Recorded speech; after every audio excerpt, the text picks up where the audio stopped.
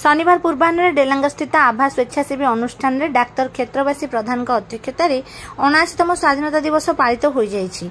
एथिरे अतिथि भाव में डॉक्टर हेमंत कुमार छोटराय, शिक्षाविद प्रभात चंद्र रथ, प्रियपत्र संपादक विपिन बिहारी दलाई, शिक्षाविद काशीनाथ महापात्र प्रमुख जोगदे अंतेवासी मानक देशर स्वाधीनतार आम देशर वीर मानकर बलिदान विषय आलोकपात करथिले।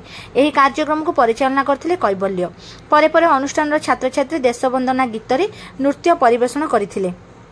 प्रियदर्शिनी सेनापति, राजेंद्र प्रसाद रथ, कविता साहू, पूर्णचंद्र साहाणी और मानस प्रधान प्रमुख सहयोग प्रदान करथिले।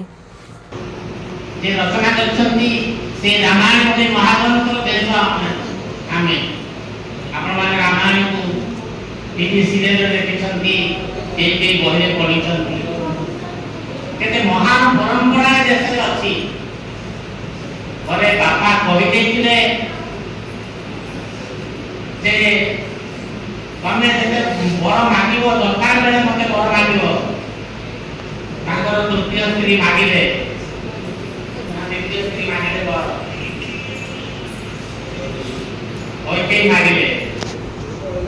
तने ज्येष्ठ पुत्र जहा को राजा करियो बोली काली सकाल सुधा राजा करियो बोली जहा को निष्पत्ति नै त निष्पत्ति बदल एवं से वनवास जाऊ ओ पुत्र भरत हो राजा रामचंद्र कानरे पड़िला।